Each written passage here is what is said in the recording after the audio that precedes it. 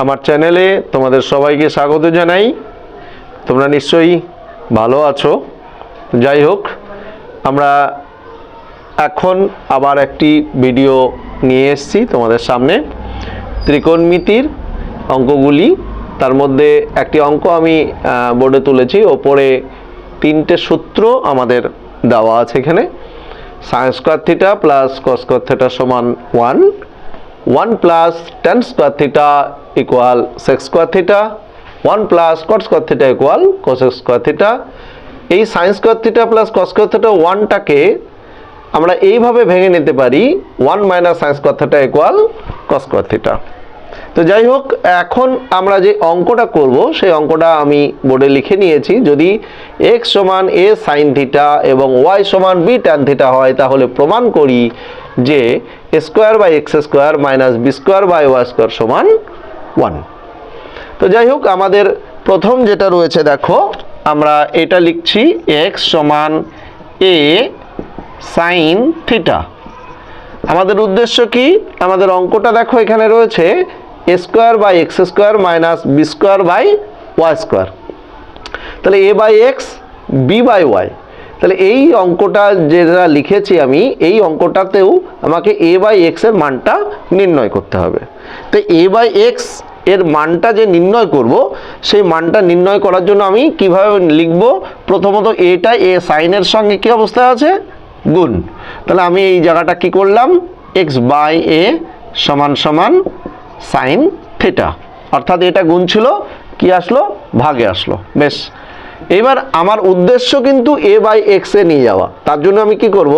এইটাকে আমি উল্টিয়ে দেব। a বাই x সমান 1 বাই সাইন। কেন করলাম? এদিকে যেমন উল্টালাম তেমনভাবে ওদিকেও আমাকে উল্টাতে হবে। উল্টিয়ে নিলাম। তাহলে a বাই x এর মান দাঁড়ালো 1 বাই সাইন থিটাকে আমরা কি বলি? না, কোসেক থিটা। কি বলি? Cosec theta. আমার একটা মান বেরিয়ে গেল, a বাই x এর মান কি? Cosec theta. আবার আমার কাছে আরেকটি মান দেওয়া আছে, দেখো y সমান b tan থিটা। ঠিক যেমনভাবে এটাই করলাম, ঠিক তেমনভাবে আমি এখানেও করব। b এর সঙ্গে tan এর কি সম্পর্ক আছে? গুণ। করলাম কি? ভাগ। তাহলে y বাই b সমান tan থিটা। একইভাবে আমরা যদি ব্যস্ত প্রক্রিয়া করে দিই, তাহলে কি দাঁড়াচ্ছে? b বাই y সমান 1 বাই tan থিটা। তোমরা নিশ্চয়ই সকলে এগুলি জানো যে 1 বাই tan থিটাকে কি বলা হয়? কি বলা হয়? না, 1 বাই tan থিটাকে বলা হয় cot থিটা। তাহলে a বাই x এর মান বেরোলো cosec theta, b by y এর মান বেরোলো cot থিটা। এবার আমাদের অঙ্ক প্রমাণ করতে বলেছে এই অংশ সমান সমান 1। তাহলে এই অংশটাকে আমরা বাম পক্ষ বলে লিখে নিই। বাম পক্ষ লিখে নিয়ে আমি অঙ্কটাকে লিখে নিলাম square by x square minus b square by y square. তাহলে a বাই এক্স দুজনের মাথায় বর্গ আছে, লিখে দিলাম। b বাই ওয়াই দুজনের মাথায় বর্গ আছে, লিখে দিলাম। তাহলে a বাই এক্স এর এইখানে মানটা দেখো কি রয়েছে? Cosec theta. কি রয়েছে?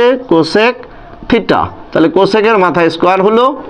b বাই ওয়াই সমান কি রয়েছে? কট থিটা। কটের মাথায় স্কোয়ার হলো। আমরা সকলে জানি cosec square theta minus cot square theta সমান 1। কারণ আমরা এই যে সূত্রটা লিখেছি, এই কট স্কয়ার থিটাকে যদি ওপারে নিয়ে যায় মাইনাস হয়ে যায়, সমান 1 থেকে যায়। তাহলে সেই সূত্রটা অনুযায়ী আমি লিখে দিলাম কোসেক স্কয়ার থিটা মাইনাস কট স্কয়ার থিটা সমান 1। ডান অংশে কি বলেছিল? 1। তাহলে আমাদের প্রমাণিত হয়ে গেল বাম পক্ষ সমান ডান পক্ষ প্রমাণিত।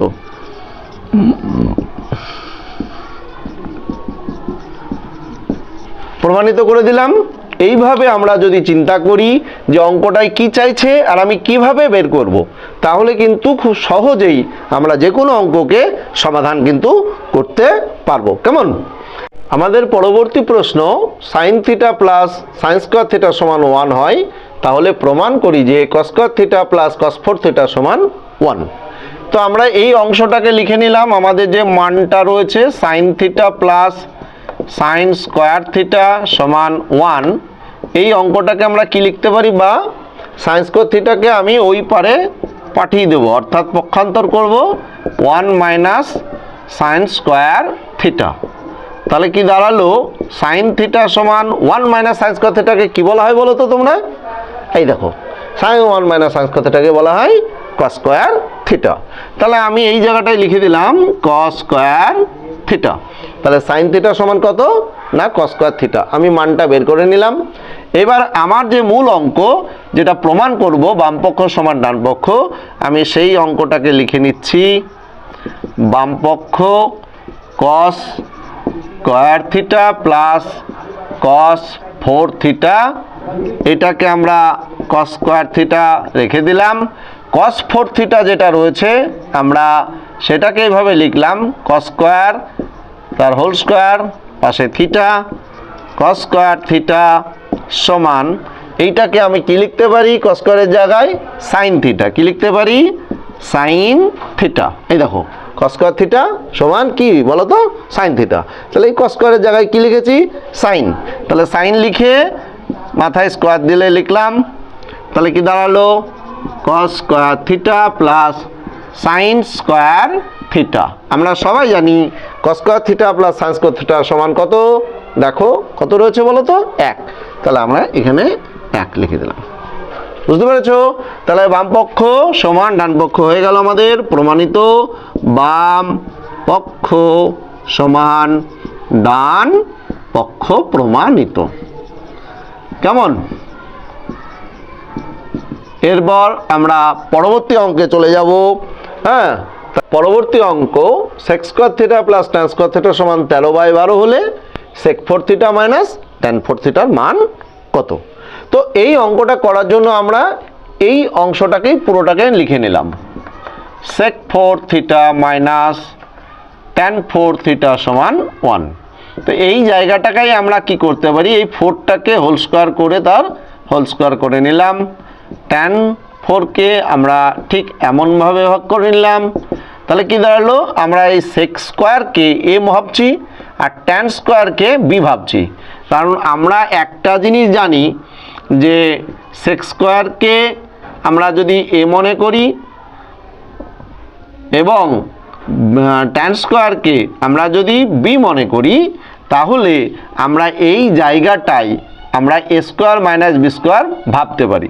তাহলে এ স্কোয়ার মাইনাস বি স্কোয়ার যদি ভাবি আমরা এটাকে যে স্কোয়ার মাইনাস বি স্কোয়ার এর মাথায় স্কোয়ার, তাহলে এটাকে আমরা যদি লিখেই দিই এই জায়গাটা যে ধরি সেক স্কোয়ার সমান এ এবং ট্যান স্কোয়ার সমান বি, তাহলে এ মাথায় স্কোয়ার আর এটার মাথায় বি স্কোয়ার, এই যে সূত্রটা, এই সূত্রটা কিন্তু আমরা এখানে ব্যবহার করতে পারি। তাহলে এই সূত্রটাকে ব্যবহার করার জন্য আমরা তোমাদেরকে দেখিয়ে দিলাম যে কোন সূত্রে আমি যাচ্ছি। তো সেই সূত্রটাকে যাওয়ার জন্য আমি তখন এখানে লিখব সেক স্কোয়ারের হোল স্কোয়ারের ফর্মুলা স্কোয়ার মাইনাস বি স্কোয়ারের formula a plus b into a minus b. তো এই যে sec square theta plus tan square theta যেটা আসলো আমাদের মধ্যে, তার মানটা দেখো রয়েছে আমাদের বইতে কত দেওয়া 13/12। 13/12 বসিয়ে দিলাম গুণ এটার মান কত দেওয়া আছে বইতে 1। এটা সূত্র অনুযায়ী আমরা পাই কত 1। তাহলে গুণটা করলাম কত 13/12, ভাগ করো 12কে 12 1 1/12। তাহলে উত্তর কত আসলো আমাদের 1/1/12। এটার মান চেয়েছিল আমার কাছে, তাহলে তখন আমি উত্তরটা লিখে দিলাম সেক 4 থিটা মাইনাস ট্যান 4 থিটার মান কত 1/1/12। এর পরবর্তী অঙ্কে আমি আসছি। আমরা পরবর্তী অঙ্ক নিয়ে এসেছি তোমাদের সামনে। পি কিউ আর ত্রিভুজের কোণ কিউ সমকোণ পি আর সমান √5 একক এবং পি কিউ মাইনাস আর কিউ সমান 1 একক হলে কস পি মাইনাস কস আর এর মান নির্ণয় করি। তো আমরা এখানে একটা ত্রিভুজ এঁকে নিয়েছি, কোণ পি কিউ আর এবং কিউ কোণটা আমাদের সামনে কি বলেছে 90 ডিগ্রি, আর পি আর যে বতিভুজ বাহুটা রয়েছে তার মান বলেছে √5। এই যে cos p এবং cos r এর মানটা আমাকে চাইছে আমার কাছে, তাহলে p কোণের সাপেক্ষে একবার অঙ্ক, r কোণের সাপেক্ষে অঙ্ক। এটা আমরা অনেকেই জানি না যে p কোণের সাপেক্ষে কোন বাহুটাকে ভূমি বলে, কোনটাকে লম্ব বলে, বা r কোণের সাপেক্ষে কোন বাহুটাকে আমি ভূমি বলবো, কোন বাহুটাকে আমি লম্ব বলবো। এই বিষয়টা সর্বপ্রথম যদি আমাদের সবার জানা থাকে, তাহলে এই ধরনের অঙ্ক করতে আমাদের অনেক সুবিধা হবে। তা আমরা এইখানে p কোণের সাপেক্ষে কোনটাকে আমরা ভূমি ধরবো সেটা আগে শিখবো আমরা সর্বপ্রথম। এই যে p কোণের সাপেক্ষে যখন বললো, তখন একটা কথা মনে রাখতে হবে আমাদের, যে কোণের সাপেক্ষে বলবে সেই কোণটা অতিভুজের সঙ্গে ভূমির সঙ্গে সংযুক্ত থাকবে। কার সঙ্গে? কোণটা অতিভুজের সঙ্গে ভূমি। তাহলে তার অপোজিট যে বাহুটা হবে সেটা থাকবে লম্ব। এই কথাটা কিন্তু আমাদেরকে মনে রাখতে হবে। তাহলে এইখানে থিটা কোণ হিসাবে কাকে বলছে? p কোণ। তাহলে p কোণের সাপেক্ষে আমরা ভূমি লিখবো কাকে? না pq। এই যে কোণটা লেগে আছে এটা অতিভুজ, এটা ভূমি, তাহলে ভূমি লিখবো কাকে আমরা? pq কে, আর অতিভুজ pr। তাহলে pq যদি ভূমি হয়, তাহলে qr বাহুটা স্বভাবতভাবে এটাকে আমরা লম্ব বলবো। ঠিক তেমন ভাবে আবার যখন r কোণের সাপেক্ষে লিখবো, তাহলে r কোণের সাপেক্ষে যখন লিখবো, তখন আমাকে মনে রাখতে হবে ওই কোণটা, থিটা কোণটা অতিভুজের সঙ্গে ভূমির সংযুক্ত আছে। তাহলে অতিভুজটা আমার pr-ই থাকছে, কিন্তু ভূমিটা এখন হয়ে গেল qr, আর লম্বটা হয়ে গেল pq। এই জিনিসটা যদি আমাদের সবার বোঝার জায়গা সম্পূর্ণ থাকে, তাহলে আমাদের এই অঙ্কগুলি করতে অনেক সুবিধা হবে। তাহলে থিটা কোণটা সবসময় সঙ্গে কার সঙ্গে থাকে? না ভূমির সঙ্গে অতিভুজের। তাহলে আমরা এবার অঙ্কটা লিখে নিই, cos p minus cos r। আমরা সবাই জানি cos মানে কি? ভূমি বাই অতিভুজ। তাহলে ভূমির মান কি?